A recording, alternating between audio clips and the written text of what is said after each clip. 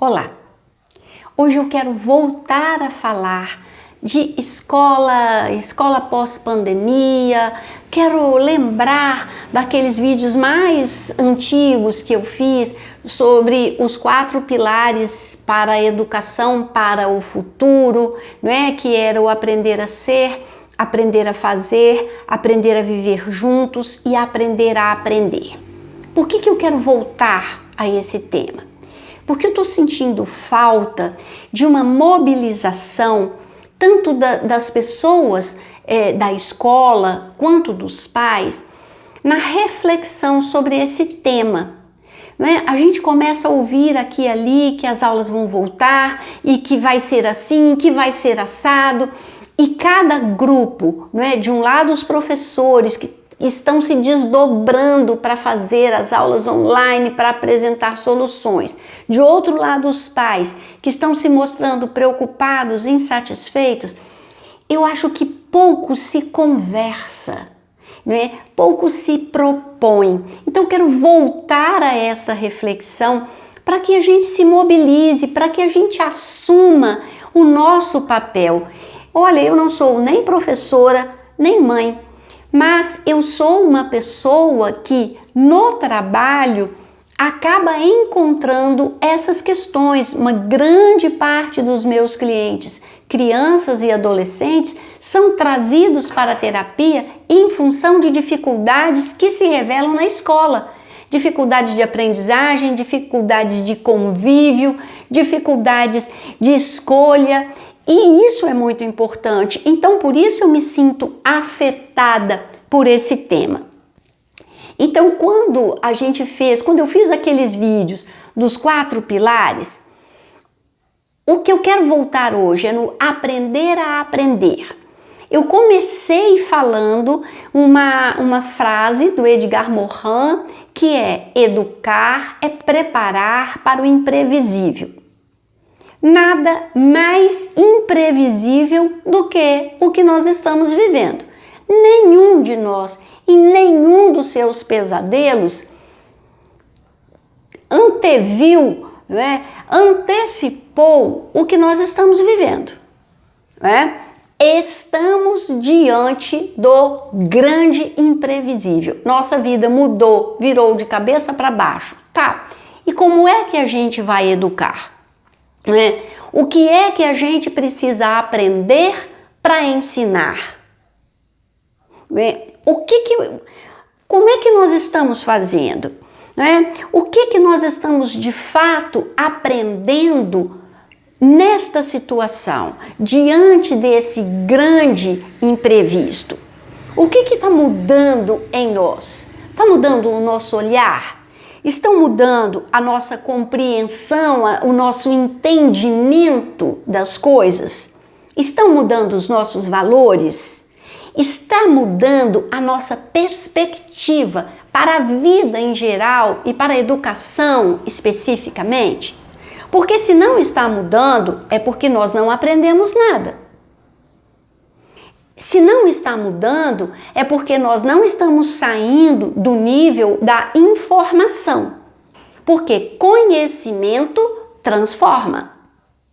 Conhecimento muda. Muda o olhar, muda a compreensão, muda a perspectiva, muda os valores.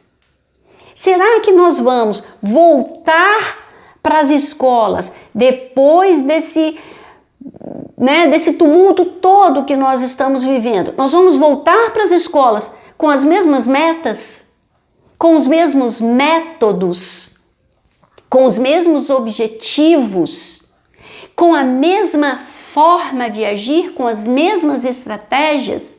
Sinceramente, gente, eu não acho possível, eu não acho lógico, eu não acho desejável. O que é que nós vamos fazer de diferente? Porque mudou tudo. E a escola também precisa mudar, mas nós precisamos mudar. Porque a escola somos nós, somos os trabalhadores da escola e somos os alunos. A escola somos nós. E o que vai mudar? Como é que vai mudar? Quais são as estratégias que nós estamos criando diante desta situação completamente nova? Toda vez que eu falo em mudança, em olhar diferente, eu me lembro de uma música, nem sei lá de que época que é, eu era adolescente, bem breguinha, de um cara chamado Fernando Mendes, mas tem uma frase que me persegue, que é: você quer à frente das coisas olhando de lado. E eu acho que nós, muitos de nós, ainda estamos querendo à frente das coisas olhando de lado. A gente está olhando para o lado do que passou, sendo que o que estamos passando muda o hoje e o amanhã.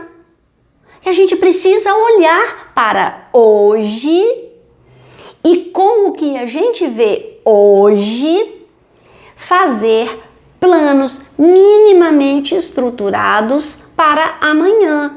Rigidamente estruturados não dá, mas isso nunca deu, não é? A vida não cabe numa forma, a vida não cabe numa caixa que a gente carrega e vive exatamente ali dentro. A vida é surpreendente. Por isso, educar é preparar para o imprevisível. Mas minimamente nós precisamos pensar a respeito, não é? Eu me lembro que lá nesse tema Aprender a Aprender, eu destaquei as habilidades do futuro. Quais são as coisas, quais são o que a gente precisa trabalhar para preparar as crianças e os adolescentes para o futuro. Então, a gente viu que mais do que física, matemática, português e ciência, geografia, história, nós precisamos investir em autoconhecimento, empatia e compaixão, tecnologia, inteligência artificial e coisas do gênero, inovação e capacidade de criar e na habilidade de aprender a aprender. Aprender, desaprender, aprender de novo, ensinar para aprender, aprender para ensinar. Essas são as habilidades que nós precisamos desenvolver. Pois bem, eu falava que eram pilares de uma educação para o futuro, mas o futuro chegou. As mudanças aconteceram e nos pegaram de surpresa. A gente esperava que demorasse um pouco mais, mas não demorou. Chegou, o futuro chegou. E agora?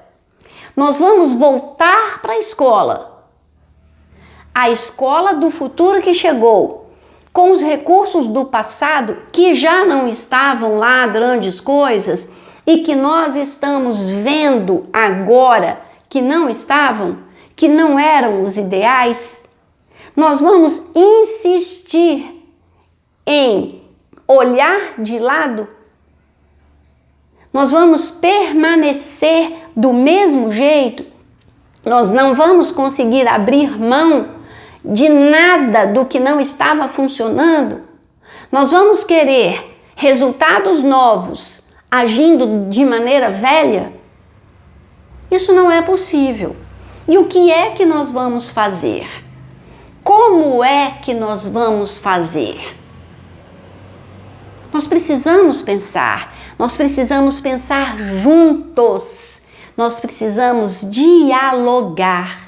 E o Quer Saber se oferece para ser um ponto de referência nesse diálogo, não para ter a palavra final, não para fechar questão, não para decidir, mas para abrir questão.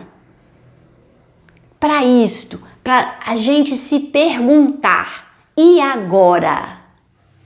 Como é que a gente vai fazer?